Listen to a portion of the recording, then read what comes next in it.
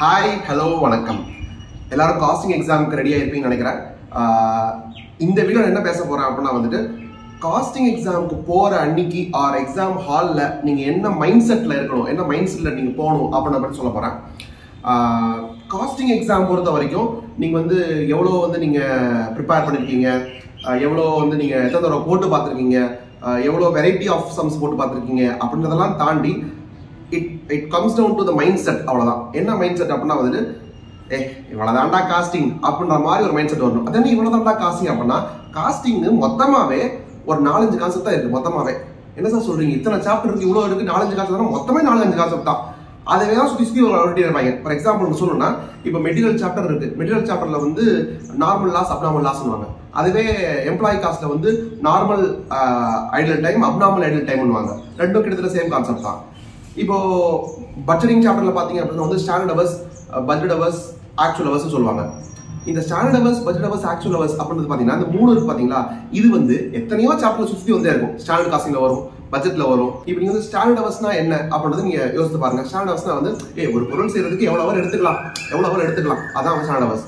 Budget ஹவர்ஸ்னா என்ன, அந்த பீரியட்ல எவ்வளவு ஹவர்ஸ் இருக்கு அப்படின்றது. ஆக்சுவல் ஹவர்ஸ் அப்படின்றது என்னது, எவ்வளவு ஹவர்ஸ் நீங்க எடுத்துக்கிட்டீங்க அப்படின்றது தான். இது 3 தான்.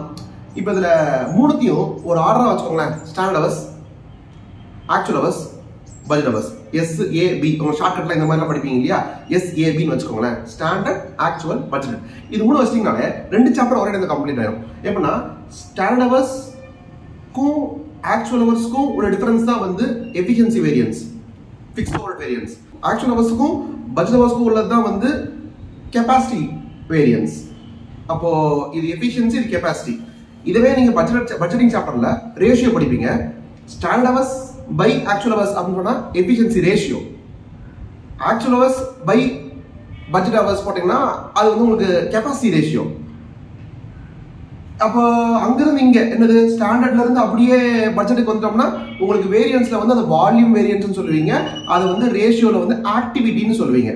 அது 3 லிங்க் இருக்கா, லிங்க் இருக்கு. A is equal to activity is equal to C into E. என்ன C into E? C ன்றது கெபாசிட்டி, E ன்றது வந்து எஃபிஷியன்சி. AS அப்படின்ற ஒரு வேர்ட் ஞாபகம் வச்சுக்கோங்க. AS டென்னிஸ்ல போடுவாங்க, AS னு சொல்லுவாங்க. அப்புறம் நார்மலா ஒரு கார்டு சீட்டு கட்டல AS இருக்கு. அந்த AS ஞாபகம் வச்சிட்டீங்கன்னா முடிஞ்சு போச்சு. Activity ratio is equal to capacity ratio into efficiency ratio. And அந்த order sequencing standard, actual, budget இது வச்சுட்டாலே ஓவராலா உங்களுக்கு ஒரு பிக்சர் கிடைச்சிடும். மார்ஜினல் மட்டும்தான் கொஞ்சம் வேலையா இருக்கும். ஆனா அந்த கொஞ்சம் வேலை கூட என்னது, நம்ம ஆதி காலத்துல இருந்து படிச்சுட்டு இருக்கோம். சேல்ஸ்ன்றது வந்து காஸ்ட் பிளஸ் ப்ராஃபிட் படிச்சுட்டு இருக்கோம். காஸ்ட் பிளஸ் ப்ராஃபிட் படிச்சுட்டு இருக்கோம். அந்த காசை நம்ம இங்க என்ன சொல்லிடுறோம், காசை 2ஆ பிரிச்சுடுறோம். என்ன சொல்ல போறோம், வேரியபிள் காஸ்ட், ஃபிக்ஸ்ட் காஸ்ட் பிரிச்சு போறோம். அவ்வளவுதான். வேரியபிள் காஸ்ட் சேல்ஸ்ல இருந்து காஸ்ட் போச்சுன்னா ப்ராஃபிட். ஆனா இங்க என்ன சொல்றோம், சேல்ஸ்ல இருந்து காஸ்ட் எடுக்காத, சேல்ஸ்ல இருந்து வேரியபிள் காஸ்ட் மட்டும் எடு, அதுக்கு ஒரு பேர் வை கான்ட்ரிபியூஷன். அந்த கான்ட்ரிபியூஷன் இருந்து ஃபிக்ஸ்ட் காஸ்ட் மைனஸ் பண்ணு, அது ப்ராஃபிட். அவ்வளவுதான். சோ ஆக மொத்தம் வந்து ஒரு 4-5 கான்செப்ட் அதவே சுத்தி முத்தி அடிக்க போறாங்க. ஆனா நீங்க போகும்போது என்ன மைண்ட் செட்ல போகணும்னா, நம்ம வந்து ஒரு கொஸ்டின் கேட்பா, அதுக்கு வந்து நியாயமா அந்த பொருளுக்கு எவ்வளவு காஸ்ட் பண்ணா கரெக்டா இருக்கும் அப்படின்றத யோசிக்கணும். அது எந்த சாப்டர்ல இருந்து வந்துச்சு, என்ன நம்ம என்ன மாடல்ல இந்த மாடல் நம்ம பார்த்துருக்கோமா, இல்ல புதுசா வந்திருக்கா அப்படிலாம் பார்க்க கூடாது. இதுக்கு வந்து நம்ம ஒரு கஸ்டமரா இருந்தோம்னா, நீங்க வந்து மேனுஃபேக்சரர் பாயிண்ட் ஆஃப் வியூ பார்க்க கூடாது. நம்ம கஸ்டமரா இருந்தோம்னா இந்த பொருளுக்கு அவன் எவ்வளவு காஸ்ட்னு சொன்னா நம்ம ஏத்துக்குவோம் அப்படின்றத பார்க்கணும். நியாயமான காஸ்ட் மட்டும் தான் ஏத்துக்குவோம். அப்ப நார்மல் ஐட்டம் தான் வரணும், அப்நார்மல் ஐட்டம் வரக்கூடாது. அப்ப அந்த ஆங்கிள், அதாவது நீங்க ஒரு கஸ்டமர் பாயிண்ட் ஆஃப் வியூல இருந்து பார்த்தா எவ்வளவு காஸ்ட் வரைக்கும் நீங்க ஏத்துக்குவீங்க அப்படின்ற ஒரு மைண்ட் செட்லயே போனீங்கன்னா, இதுக்கு நியாயமா இந்த காசு போட்டதால கரெக்டா, இது போட்டா தப்பாயிடாது அப்படின்ற மாதிரி உங்களுக்கு தோணல. அந்த தப்பாயிரும் தப்பாகாதுன்ற normal basic common sense logic இருந்தாலே காஸ்டிங் போடலாம். காஸ்டிங் எக்ஸாம் போறதுக்கு முன்னாடி இம்பாக்ட் நான் என்ன சொல்லணும்னா, இதெல்லாம் நீ ஃபாலோ பண்ணாதீங்க. பட் சொல்றேன், இப்போ வந்து என்னன்னா காஸ்டிங் எக்ஸாம் போற அன்னைக்கு வந்து இந்த first 1 day before exam preparation பண்றது வந்து ஆக்சுவலா நிறைய வந்து எவ்வளவு பண்ணாலும் பெருசா யூஸ் இருக்குன்னு சொல்ல முடியாது. ஏன் அப்படின்னா ஆல்ரெடி உங்களுக்கு தெரிஞ்சிருக்கணும். அது தெரிஞ்சதான் நீங்க திருப்பி படிக்கிற மாதிரி இருக்கும். இன்னைக்கு புதுசா அது படிக்க போறது இல்லை. அப்ப நானா வந்து அந்த நேரத்துல வந்து ஒரு படம், ஏதோ வந்து சிவகார்த்திகேயன் பிரியா ஆனந்த் படம் வந்திருக்கும். அந்த படத்துல வந்துட்டு ஏதோ ஒரு சின்ன பிட் சாங் இருக்கும், உன் பார்வையில் விழுந்த நாள் அப்படி பாட்டு. அந்த பாட்டை தான் ரிப்பீட் மோட்ல கேட்டு எக்ஸாம் வாழ்க்கையே போனேன். ஏன்னா புதுசா அன்னைக்கு படிக்கிறது ஒன்றும் இல்லை, காஸ்டிங் நமக்குலாம் தெரியும், போட்டுக்கலாம் பாத்துக்கலாம் அப்படின்னா வரணும். பேசிக்கலி அந்த ஆட்டிடியூட் இருக்கணும்னு சொல்றேன். அதாவது ஐயோ பயந்துகிட்டே பயந்துகிட்டே போய் நீங்க கால்குலேஷன் பண்ணா நார்மலா 25 into 3 இருக்கும். 25 into 3 கூட நீங்க என்ன பண்ணீங்க, கேல்குலேட் எடுங்க. 25 into 3.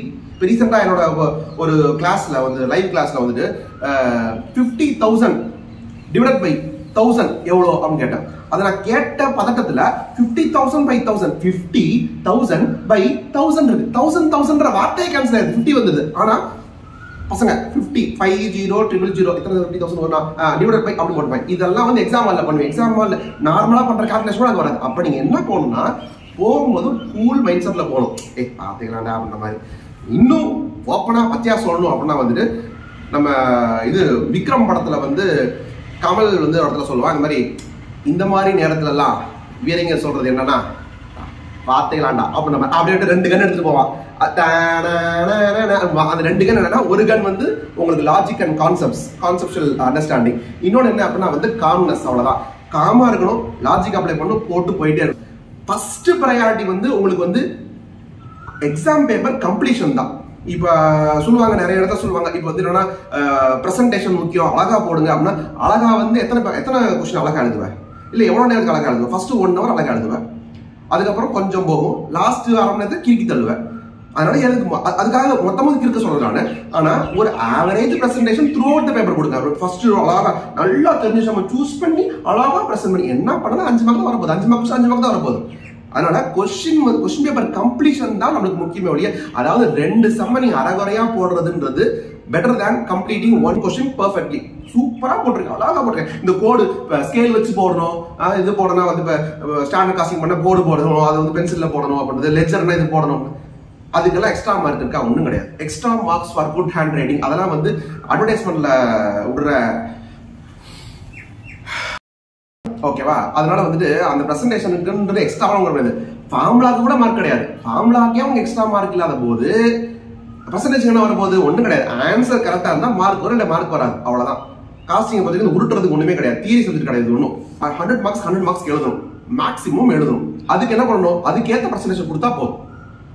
போங்க, ஃபன் பண்ணுங்க, எக்ஸாம் முடிச்சு வந்து கமெண்ட் பண்ணுங்க. Bye bye, all the best.